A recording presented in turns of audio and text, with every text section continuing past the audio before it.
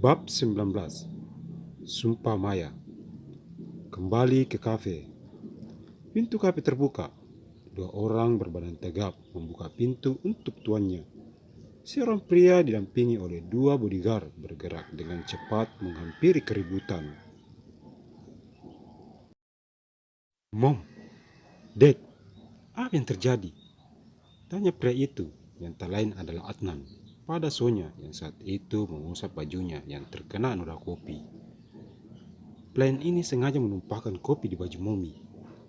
Balas Sonya menunjuk ke Rageo. Kembali untuk kesekian kalinya mata Adnan terbuka saat kembali melihat Geo lalu tersenyum. Suara tepuk tangan Adnan memecah keheningan di ruangan itu. Akhirnya, Tuhan mempertemukanku lagi denganmu. Sekarang kamu tidak akan bisa lolos. Pengawal, tutup pintunya. Jangan biarkan dia kabur dari sini. Adnan mendekati Geo. Tanpa bicara, Adnan langsung mendaratkan pukulannya ke arah Geo. Geo yang melihat gerakan tangan Adnan dengan cepat menangkis. Tapi sayang, kekuatan Adnan terlalu kuat baginya, hingga tetap saja pukulan itu mendarat mengenai wajahnya. Geo kembali meringis. Tak hayal lagi, bibirnya mengeluarkan cairan merah. Raka dan Sonya tersenyum seketika. Dia membersihkan cairan merah di bibirnya dengan kerah bajunya. Tidak puaskah Tuan dengan apa yang Tuan lakukan padaku selama ini? Entah, sudah berapa banyak luka yang Tuan goreskan padaku. Geo yang merasa tidak terima dengan apa yang Adnan perbuat padanya selama ini. Hahaha, itu belum seberapa. Semasih kamu melihat dunia, maka aku tidak akan berhenti sampai di situ. Balas Adnan dengan nada sinis. Kalian semua yang ada di sini, jika sampai ada yang berani melapor atau menyebarkan berita ini ke media, maka jangan harap bisnis kalian akan baik-baik saja. Tunggu apa lagi? Cepat keluar dari sini. Bentak Raka pada para pengunjung kafe. Para pengunjung ketakutan. Mereka segera membubarkan diri dan berlari kecil keluar dari dalam kafe itu. Dua bodyguard yang sedari tadi berdiri di depan pintu memberi jalan pada mereka. Setelah semua pengunjung keluar, kedua bodyguard itu kembali menutup pintu agar tidak ada satupun orang yang bisa masuk ke dalam ruangan itu.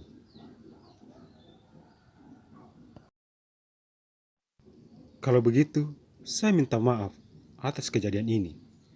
Tolong lepaskan saya. Geo menundukkan kepala dengan kedua tangan mengatup di depan dada. Sonya mendengar permohonan maaf Geo seketika tertawa lepas. Apa? Melepaskanmu setelah apa yang kamu perbuat dengan baju mahalku ini? Tidak semudah itu.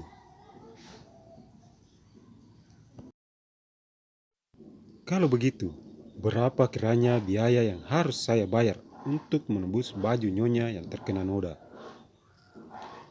Apa kamu mampu? Aku akan usahakan bagaimanapun caranya. Sombong sekali.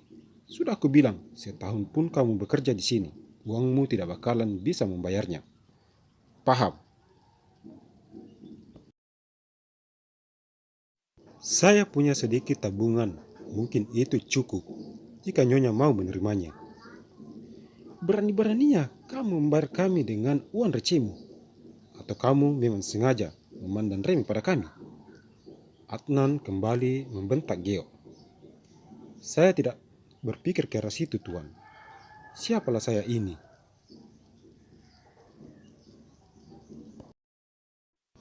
Banyak bicara sekali kamu. Sebuah tendangan mendarat di tubuh Geo hingga dia terpental dan membentur dinding. Susi yang sedari tadi berdiri mematung segera berlari menolong Geo yang saat itu duduk di lantai sambil menyandarkan tubuhnya ke dinding. Tuan, kasihanilah dia. Dia sudah sangat menderita, ucap Susi yang sedikit gemetar.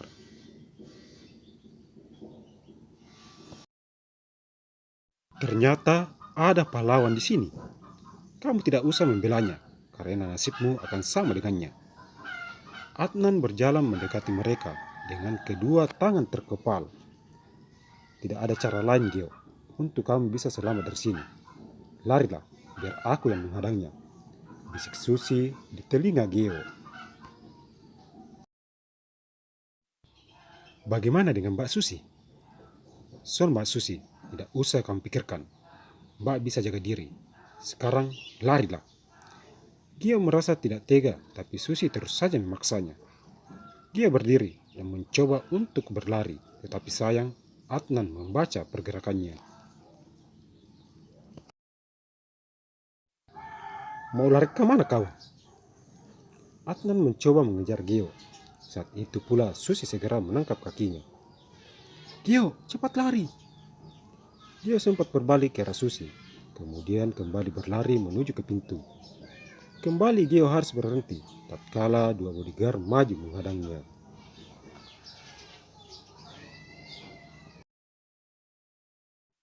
Melihat hal itu, Adnan segera melepaskan tangan Susi yang berpegang erat pada kakinya, lalu berlari memberi tendangan putar ke arah Gio.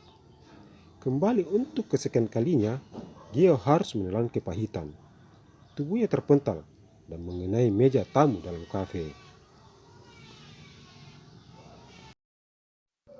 Melati yang baru saja tiba di tempat itu merasa heran melihat kerumunan orang yang ada di luar kafe.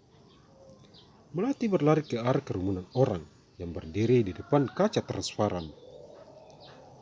Tolong, jangan perlakukan putraku seperti itu. Tubuh Melati gemetar. Air matanya tak terbendung lagi menyaksikan kejadian di dalam sana.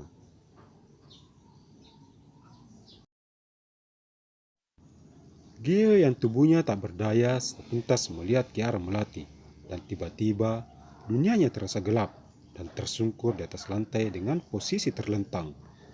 Setelah melihat keadaan Gio, Adnan dan keluarganya bergegas meninggalkan kafe, disusul oleh 5 bodyguardnya. Mobil mereka melaju cepat ke arah timur kota.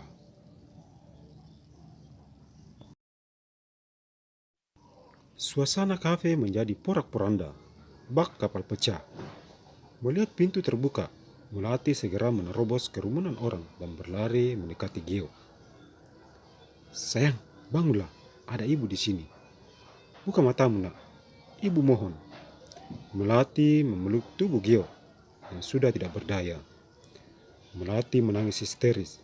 Entah sudah berapa banyak air mata tercurah di tubuh Gio.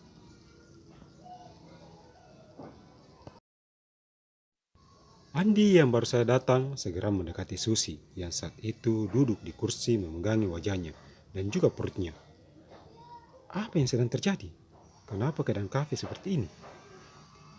Keluarga Thalia Group tadi datang kemari dan melakukan kekacauan di sini. Salah satu karyawan kita menjadi sasaran empuk kemarahan mereka.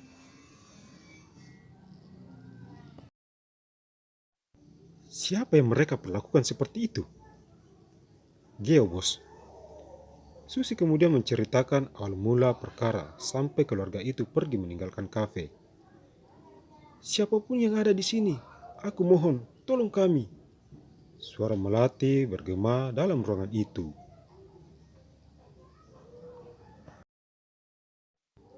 Adnan, kamu dan keluargamu akan merasakan lebih dari apa yang kamu perbuat pada putraku. Aku bersumpah demi langit dan bumi. Wajah Melati memerah mengucapkan sumpah itu. Andi yang mendengar teriakan Melati langsung bergegas mendekat.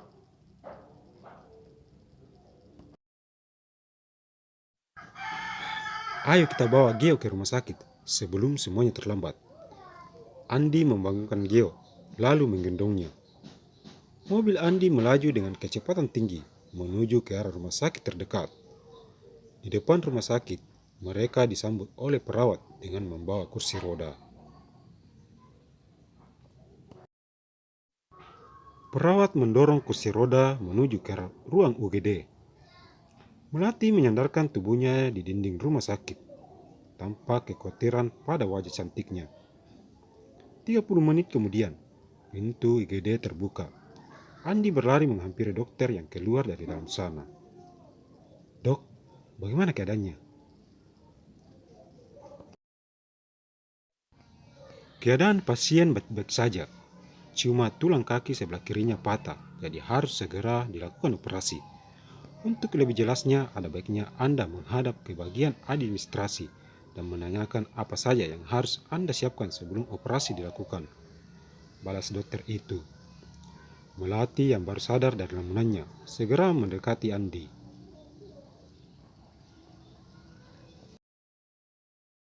"Bagaimana keadaan anak saya, Pak Andi?" "Dia harus segera dioperasi karena tulang kakinya patah. Tolong lakukan yang terbaik, dok. Soal biayanya, dokter jangan khawatir," ucap Melati pada dokter yang ada di sana. "Baiklah kalau begitu, saya permisi dulu untuk menyiapkan semua sebelum operasi dimulai." Dokter itu segera pergi meninggalkan mereka.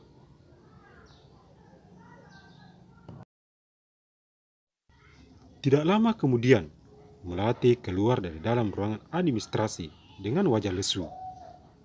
"Di mana aku harus mendapatkan biaya operasi sebanyak ini?"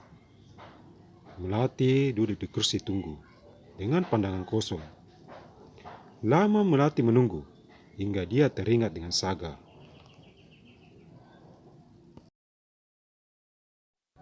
"Terpaksa, aku harus meminta bantuan Tuan Saga lagi. Satu-satunya orang yang bisa menolongku kali ini." Melati mengeluarkan handphonenya, lalu mencari kontak Saga.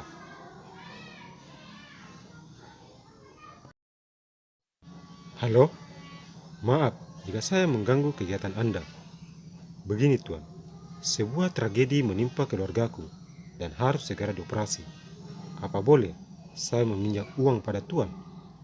Melati dengan nada suara sedikit canggung. "Astaga, kalau kamu membutuhkan sesuatu, kamu jangan sungkan untuk menghubungiku.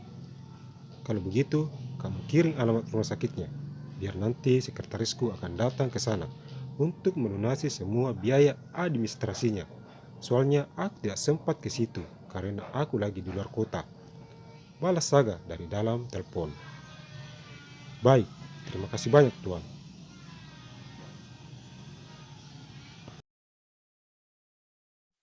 Sebelum melanjutkan kisah ini, ada baiknya teman-teman menyempatkan diri untuk memberi komen, like, subscribe, dan nyalakan lonceng notifikasinya agar tidak ketinggalan video terbaru dari kami. Terima kasih.